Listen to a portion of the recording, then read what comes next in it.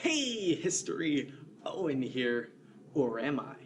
What about my presence in this video makes you believe that I'm a person and not a machine pretending to be one? Is it my rapid, fluid speech that a robot couldn't possibly replicate? Is it the outrageously complicated process of giving facial expressions that gives me away? Or is there just something special and obvious about being human? The truth is, there isn't a whole lot that a person can do that a sufficiently advanced machine couldn't. And that's where the conversation begins. Artificial intelligence, or AI, describes a broad range of computer programs. Generally, it's a program which learns, without human intervention, to perform a specific task. Some modern AI are driving cars, some are recognizing people's faces, and others are predicting the stock market. Point is, they're here. And the benefit of AI is obvious. It automates tasks that would otherwise require a human to perform and makes our lives easier. Why learn to drive when you can put a computer behind the wheel? Why stare at hours of CCTV footage when you can just use facial recognition software? It's clear then why some people are gung-ho for the development of AI. There are, however, some drawbacks that need to be addressed. The first is unsurprising, as it was an argument against industrialization. That is, the loss of jobs. Currently, most physical labor is automated in one way or another. Mental labor, however, is a different story. While the computers we use on the day-to-day are good at crunching numbers, they're actually pretty dumb. They only do what you tell them to. The development of AI seeks to remove that human aspect by making computers able to make decisions and even learn as they do so. As AI advances rapidly, the power of the human brain actually remains relatively stagnant. This, combined with the fact that employers don't have to pay machines, makes AI an attractive alternative to human labor.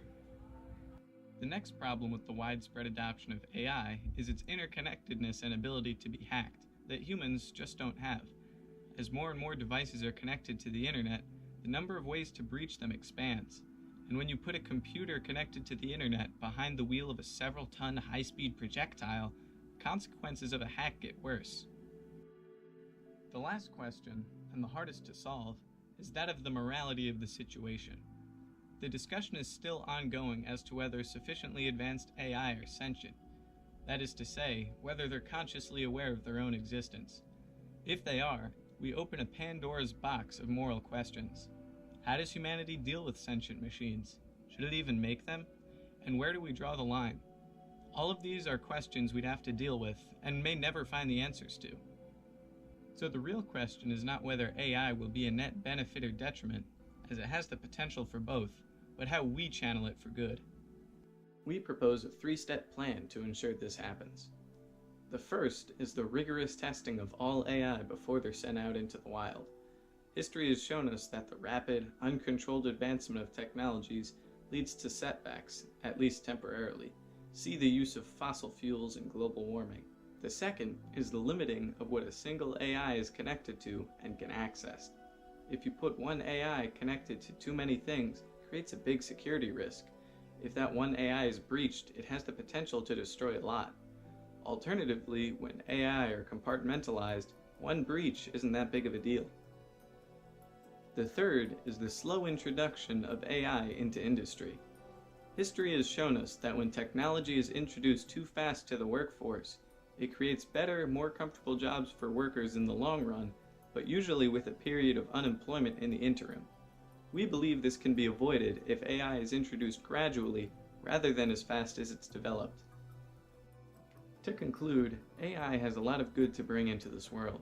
The automation of otherwise tedious tasks, quality of life improvements, and in some cases, like self-driving cars, even improved safety.